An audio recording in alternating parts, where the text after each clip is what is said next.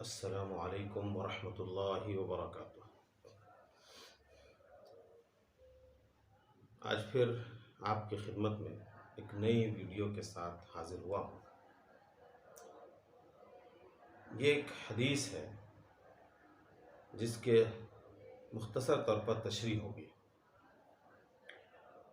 حضرت ثوبان رضی اللہ تعالی عنہ سے مروی ہے، وہ فرماتے ہیں کہ اللہ کے رسول صلی اللہ علیہ وسلم نے ارشاد فرمایا،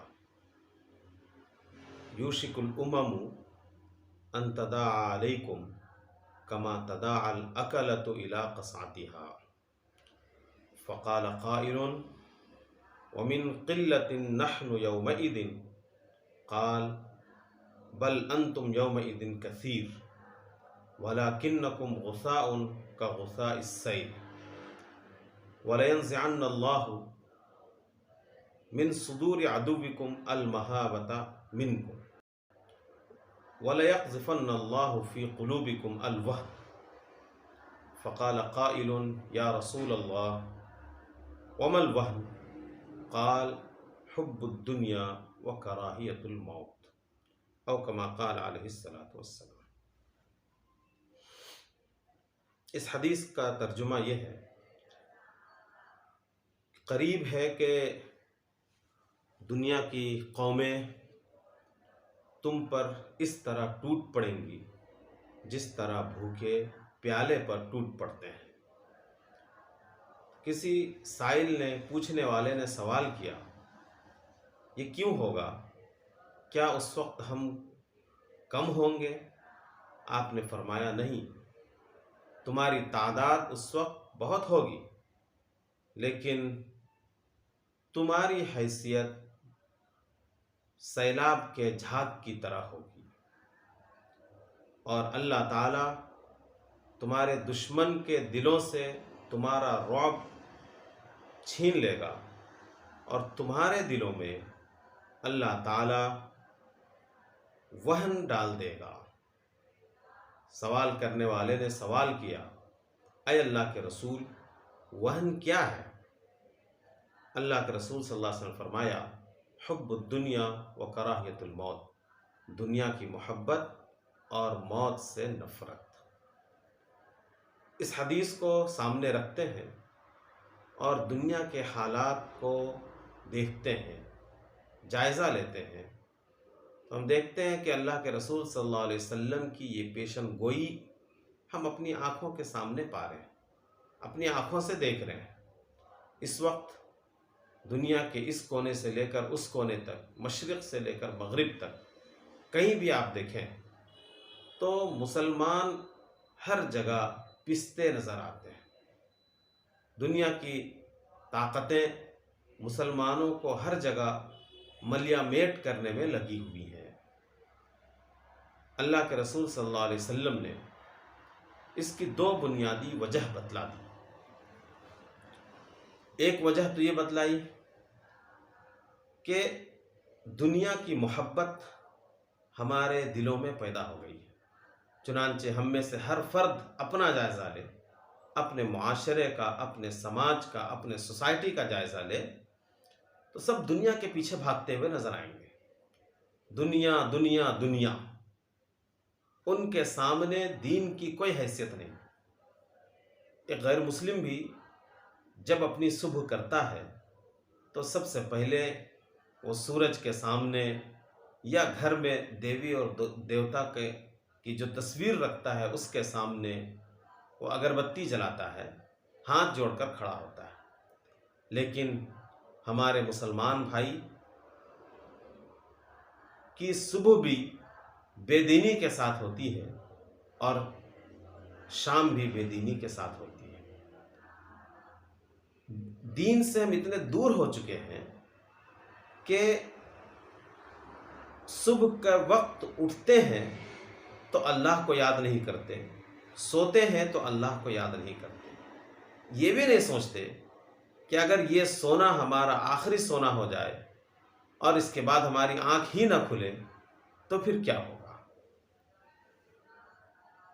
تو اللہ کے رسول صلی اللہ علیہ وسلم نے دو وجوہات بتلا دی، ایک حب الدنیا، دنیا کی محبت، بس ہماری اکثریت دنیا کے پیچھے بھاگ رہی ہے۔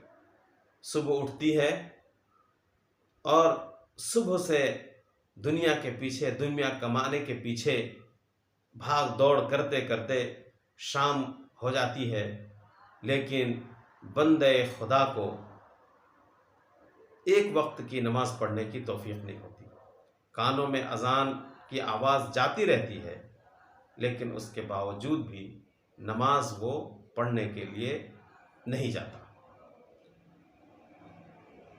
اور ظاہر ہے کہ جب دنیا کی محبت پیدا ہوگی تو خود بخود موت سے نفرت پیدا ہونے لگے گی، اس لیے کہ جس کے دل میں دنیا کی محبت بیٹھ جاتی ہے، رچ بس جاتی ہے، تو پھر وہ دنیا ہی کو پسند کرنے لگتا ہے، آخرت سے دور ہو جاتا ہے، اللہ تبارک و تعالیٰ کی ملاقات سے وہ دور ہوتا چلا جاتا ہے۔ اور ظاہر ہے کہ اللہ کی ملاقات اسی وقت ہوگی جب انسان دنیا سے چلا جائے گا، تو اس اعتبار سے موت سے بھی اسے نفرت ہونے لگتی ہے۔ اب اس پس منظر میں تھوڑا سا ہم اپنے ملک کا جائزہ لیں اور دیکھیں تو ہم یہ تو شکایت کرتے ہیں، شکوہ کرتے ہیں اور دوسروں سے کہتے ہیں کہ مسلمانوں پر ظلم ہو رہا ہے، مسلمانوں پر ستم ڈھایا جا رہا ہے، ان کو ان کے مذہب پر عمل کرنے سے روکا جا رہا ہے، لیکن سوال یہ ہے کہ یہ کیوں ہو رہا ہے؟ جواب اس کا یہی ہے کہ ہم نے دین کو چھوڑ دیا ہے، دین کو چھوڑ دیا، جس کے نتیجے میں یہ قومیں ہم پر ٹوٹیں پڑ رہی ہیں، ہم پر ٹوٹ رہی ہیں اور ہمیں ہر طرح سے ستا رہی ہیں، پریشان کر رہی ہیں۔ تو اس ظلم و ستم سے اگر ہم نکلنا چاہتے ہیں تو اس کا علاج یہی ہے کہ دنیا کی محبت ہم اپنے دل سے نکال پھینکیں اور موت سے اپنے آپ کو قریب کرنے کی کوشش کریں، موت کو یاد کریں اور موت سے محبت ہو جائے ہمارے دل میں۔ اسی طرح یہ بھی علاج ہے کہ مکمل طور پر اسلامی تعلیمات پر ہم عمل کرنا شروع کر دیں۔ ہمارے بزرگ ایک گزرے ہیں، قاری طیب صاحب، انہوں نے اپنے ایک تقریر میں، مسلم پرسنل لا بورڈ کی تقریر میں یہ کہا تھا کہ اگر مسلمان آج سے طے کر لیں کہ ہم مکمل طور پر اسلامی شریعت کے پابند ہو جائیں گے تو دنیا کی کوئی طاقت اس کی طرف آنکھ اٹھا کر نہیں دیکھ سکتی اور ہمیں کسی پرسنل لا بنانے کی ضرورت نہیں پڑے گی۔ اسی طرح ایک علاج اور بھی ہے، وہ یہ ہے کہ اپنے اندر اتحاد پیدا کریں، کیونکہ قرآن نے کہا ہے لا تنازعوا فتفشلوا وتذهب ريحكم۔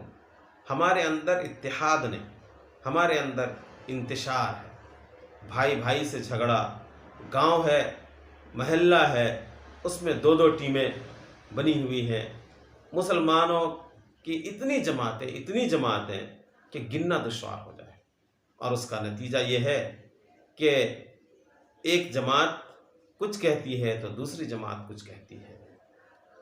تو اتحاد، خاص طور پر اس ملک میں رہنا ہے تو کم از کم سیاسی اتحاد تو اپنے اندر پیدا کرنا ہمیں ضروری ہے۔ اگر نہیں کریں گے، اسی طرح بکھرے ہوئے رہیں گے تو پھر بکھرے ہوئے تاروں سے روشنی حاصل نہیں ہوتی۔ اس لیے ہمیں ان باتوں پر عمل کرنا چاہیے، اور ہماری جو حیثیت جھاگ کی بن گئی ہے، سیلاب کے اوپر جو جھاگ تیرتا رہتا ہے، جس کی کوئی حیثیت نہیں، ذلت والی زندگی جو ہم گزارنے پر مجبور ہیں، اس سے ہم باہر نکلنے کی کوشش کریں۔ اگر ہم نکلیں گے تو پھر اللہ تبارک و تعالیٰ نے ہمارے لیے ہی سربلندی کو رکھا ہے، ہم ہی بلند رہیں گے۔ وَأَنْتُمُ الْأَعْلَوْنَ إِن كُنتُم مُؤْمِنِينَ۔ آج کے لیے بس اتنا ہی، پھر ملتے ہیں اگلی ویڈیو کے ساتھ۔ اللہ